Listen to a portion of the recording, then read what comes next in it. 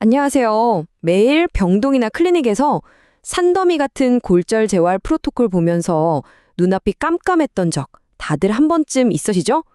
오늘은 이 복잡하고 방대한 지침들을 아주 명확하고 실용적인 그야말로 생존 가이드로 압축해서 해설해 드릴 겁니다.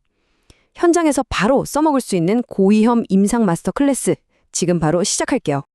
자, 오늘 우리가 파헤쳐볼 핵심 목차입니다. 1장 뼈 치유의 기본 규칙부터 시작해서요. 상지, 하지, 그리고 몸통과 척추 재활 프로토콜을 쭉 훑어볼 겁니다. 그 다음엔 절대 놓치면 안 되는 치명적인 합병증, 즉 위험 구역을 지나서 마지막으로 모든 걸 하나로 묶어줄 마스터 재활 체크리스트로 마무리하겠습니다. 그럼 섹션 1, 뼈 치유의 규칙입니다. 생물학적인 뼈대를 세우는 기초 단계죠. 환자의 본격적인 재활에 뛰어들기 전에 우리는 뼈가 스스로를 고치는 그 절대적인 우주의 타임라인을 먼저 이해해야 합니다. 손상 직후 0일에서 7일까지는 붓고 아픈 염증기고요. 2주에서 3주차가 되면 가골, 즉 임시뼈가 형성됩니다. 그리고 수주에서 수개월에 걸쳐 진짜 단단한 경성 가골이 만들어지면서 재형성기가 이어지죠. 이게 왜 그렇게 중요하냐고요? 우리의 모든 임상적 중재가 바로 이 엄격한 생물학적 시계에 맞춰서 돌아가야 하거든요. 처음엔 철저하게 고정해서 안정을 취하고 딱 맞는 타이밍에 조기 움직임을 가져가는 아주 아슬아슬하고 완벽한 줄타기가 필요하다는 뜻입니다. 그래서 우리가 어떤 뼈의 골절을 다루고 있든 간에 이 3대 목표가 모든 재활 계획의 절대적인 기둥이 됩니다. 첫 번째, 다친 부위를 철저히 보호하고 붓기와 통증을 조절하는 것. 두 번째, 관절 가동 범위, 즉 롬을 잃지 않게 유지해서 굳어버리는 걸 막는 것. 그리고 마지막 세 번째는 근력, 체중부와 일상생활 동작을 아우르는 완벽한 기능의 회복입니다. 이 세 가지는 어떤 상황에서도 흔들려서는 안 되는 우리의 궁극적인 목표입니다. 이어서 섹션 2, 상지 재활 프로토콜로 넘어가 보죠. 팔꿈치 그리고 손목에 대한 내용입니다. 상체 재활을 하다 보면 정말 자주 마주치는 아주 골치 아픈 녀석이 하나 있죠? 바로 후시입니다. 넘어질 때 무의식적으로 뻗은 손으로 땅을 짚는 그 기전 말이에요. 이게 원이 요골골절, 흔히 말하는 콜리스 골절의 가장 주된 원인입니다. 이 사고를 당하면 환자분들 손목이 정말 심하게 붓고 뻣뻣하게 굳어버리거든요. 그러니까 이런 케이스를 맞게 되면 고정기간 내내 붓기와의 전쟁을 치르셔야 하고요. 고정이 딱 풀리는 그 순간부터는 세심하게 능동적 관절 가동 범위를 되찾아주는 게 여러분의 최우선 과제가 됩니다. 자, 여기서 진짜 중요한 포인트 짚고 넘어갈게요. 상지 치료는 단순히 운동을 열심히 시키는 게 아닙니다. 이건 신경과 혈류가 보내는 치명적인 적신호들을 잡아내는 탐정 작업에 가깝습니다. 예를 들어 쇄골골절을 환자 팔이 갑자기 저리거나 창백해진다? 신경 혈관이 눌렸다는 증거니 즉시 체크해야 합니다. 상완골 간부골절에서는 요골 신경이 낮춰서 손목이 툭 떨어져 버리는 손목 하수 현상을 철저히 감시해야 하고요. 또 소아에게 흔한 팔꿈치 과상골절은 그 무시무시한 볼크만 허혈순 구축으로 이어질 수 있습니다. 상완골 근위부 골절도 잊으면 안 되죠. 뼈가 어긋나는 걸 막으려면 초기부터 팔을 무리하게 바깥으로 돌리거나 들어 올리는 동작은 절대적으로 피하셔야 합니다. 이제 아래로 내려가 볼까요? 섹션 3, 하지 재활 프로토콜입니다.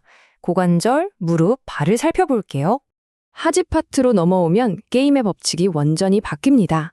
왜냐고요? 이제부터는 체중 부하라는 어마어마한 물리적 압력과 싸워야 하거든요. 고관절과 무릎이 어떻게 다른지 딱 비교해 드릴게요. 대퇴경부 같은 고관절 골절은 의사가 수술을 어떻게 했느냐에 모든 게 달려 있습니다. 견딜 수 있는 만큼만 체중을 싣는 지시를 칼같이 지켜야 하고요. 앞이나 뒤로 탈구되지 않게 막는 금기자세 교육이 생명입니다. 반면에 무릎, 그러니까 슬개골 골절은 체중을 싣느냐 마느냐보다 무릎을 쫙 펴게 해주는 신전기전을 살려내는 게 1순위입니다. 그래서 무릎을 굽히는 걸 허락하기 전에 무조건 무릎을 곧게 편 상태로 고정부터 하고 대퇴 사두근 훈련을 먼저 시작해야 하는 거죠. 발끝으로 쭉 내려가면 진짜 깜짝 놀랄 만한 지뢰밭이 하나 숨어 있습니다. 바로 제5 중족골, 우리가 흔히 존스골절이라고 부르는 부위인데요. 이 부분은 해부학적으로 혈류 공급이 진짜 끔찍할 정도로 안 좋습니다.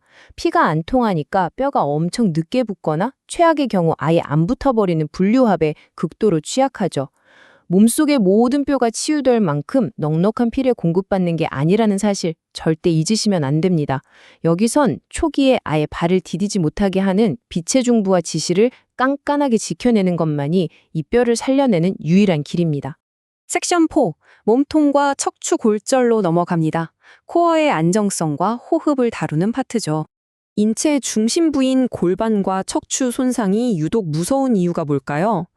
자칫하면 우리의 생명과 직결되는 내부 장기나 호흡 기능 자체를 완전히 망가뜨릴 수 있기 때문입니다. 골반안 골절의 두 가지 완전 다른 시나리오를 한번 보시죠.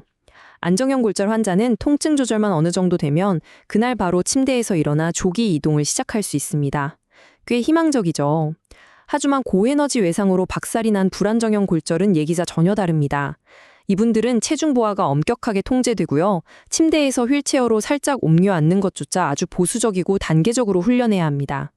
환자가 오늘 당장 두 발로 설 수 있는지 아니면 침대에 꼼짝없이 누워 있어야 하는지는 오직 이 뼈의 안정성 딱 하나가 결정하는 겁니다. 이어서 척추와 갈비뼈로 올라가서 이게 어떻게 다 연결되는지 살펴볼게요. 갈비뼈가 부러지면 어떻게 될까요? 숨 쉴 때마다 너무 아프니까 환자분들이 본능적으로 얕은 숨만 몰아쉬게 됩니다. 이러면 폐렴 걸리기 딱 좋거든요. 그래서 호흡 운동이 선택이 아니라 필수입니다. 또 흉유추 압박골절 환자분들에게는 척추 기립근을 써서 허리를 꼿꼿이 펴는 신전 운동을 적극 권장해야 합니다. 반대로 초기부터 허리를 팍 숙이거나 확 비트는 동작 절대 안 됩니다. 반면에 뼈가 산산조각 나서 신경 손상 위험이 극도로 높은 척추 폭발골절은 어떨까요? 이때는 몸통을 아예 통나무처럼 일직선으로 유지하면서 굴려주는 로그롤 기법을 써서 아주 조심스럽게 다뤄야 합니다. 그런데 여러분, 이 모든 치유 과정이 정상 궤도를 벗어나서 아주 끔찍하게 꼬여버린다면 대체 병동에선 어떤 일이 벌어질까요? 섹션 5. 적신호와 합병증입니다. 그야말로 아차하는 순간 생명이 위험해지는 위험 구역입니다. 자, 여기서부터는 우리 임상가들이 바짝 긴장해야 하는 진짜 실전입니다. 병동에서 환자의 생사를 가르는 건 결국 이 미세한 징후들을 우리가 눈치채느냐 마느냐거든요. 대퇴골이나 골반처럼 덩치가 산만한 뼈들이 부러지면 어마어마한 피를 쏟아내면서 쇼크가 올 수 있습니다. 게다가 부러진 뼈에서 흘러나온 지방 덩어리가 핏줄을 타고 둥둥 떠다니다가 폐를 콱 막아버리는 지방색전증도 생길 수 있죠.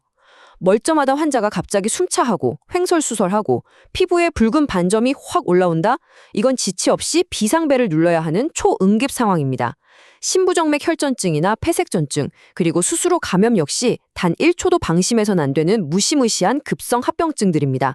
그리고 특히 정광이뼈, 그러니까 경골이 부러진 환자의 다리를 지켜내려면 여러분 머릿속에 이 육피라는 방어체계가 완벽하게 깔려 있어야 합니다. 다친 것에 비해서 상상 초월로 아파하는 극심한 통증, 창백해지는 피부, 찌릿찌릿한 감각 이상, 움직이지 못하는 마비, 맥박이 안 접히는 증상, 그리고 다리가 터져나갈 것 같은 팽팽한 압력감. 이 육피 중 하나라도 보인다면 구획증후군을 의심해야 합니다. 다리 안쪽 압력이 미친 듯이 솟구쳐서 결국 다리를 잘라내야 하는 최악의 상황이 오기 전에 이 육피가 여러분과 환자를 살려줄 최후의 방어선이 될 겁니다. 폭풍 같은 급성기가 지나갔다고 끝이 아닙니다. 아주 끈질긴 지연성 합병증에 기다리고 있거든요. 바로 복합부위 통증 증후군 CRPS입니다.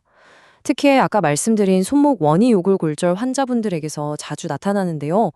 단순히 뼈가 부러져서 아픈 수준을 넘어서서 진짜 바람만 스쳐도 비명을 지를 정도의 끔찍한 통증을 호소합니다. 피부색이 이상하게 변하거나 땀이 비정상적으로 많이 나기도 하고요. 환자분들의 피부 상태를 매의 눈으로 관찰하고 통증 호소에 진짜 귀를 기울여야만 이 지옥 같은 만성 통증의 늪벽 빠지는 걸 막아낼 수 있습니다. 드디어 마지막 섹션 6. 마스터 재활 체크리스트입니다. 여러분의 5단계 임상 실행 계획이죠. 자, 이제 심호흡 한번 하시고요. 지금까지 머리 아프게 쏟아진 이 방대한 지식들을 내일 당장 출근해서 바로 써먹을 수 있는 강력한 5단계 액션 플랜으로 깔끔하게 정리해드리겠습니다. 진짜 기가 막힌 게요. 그 두꺼운 전공서적 한 권 분량이 이 딱 5가지 스텝으로 완벽하게 압축된다는 겁니다. 1단계, 의사 오더부터 확실히 체크하세요. 수술 종류, 체중 부하 허용량, 가동 범위 제한 꼼꼼히 봅니다. 2단계, 방금 배운 육피, 혈전, 신경 증상 같은 무시무시한 레드 플래그부터 빠르게 걸러내고요. 3단계, 다리를 높게 올리거나 압박해서 붓기와 통증을 확실히 잡아줍니다. 4단계, 먼 쪽 관절부터 살살 움직임을 만들고 근육을 깨워서 잃어버린 기능을 되살려내죠. 마지막 5단계는 걸음걸이의 대칭성을 맞추고 넘어지지 않게 꽉 잡아주면서 체중 부하와 일상생활 동작 훈련을 완성하는 겁니다. 어때요? 머릿속에 확 들어오시죠? 오늘 해설을 마무리하면서 여러분의 심장을 칠 만한 질문 하나를 던져보고 싶습니다. 여러분은 지금 그저 부러진 뼈 조각을 맞추고 계십니까? 아니면 환자의 일상에 되찾아주고 나아가 생명을 지켜내고 계십니까? 우리가 이렇게 치열하게 파고드는 진짜 이유는요, 그저 시험을 잘 보거나 지식을 뽐내기 위해서가 아닙니다. 차트 너머에 있는 미세한 징후를 알아채고 환자의 생명을 구하는 진짜 임상가가 되기 위해서죠. 오늘 함께 살펴본 이 가이드가 여러분의 험난한 임상 현장에서 가장 든든하고 강력한 무기가 되기를 진심으로 바랍니다. 끝까지 함께 해주셔서 감사합니다.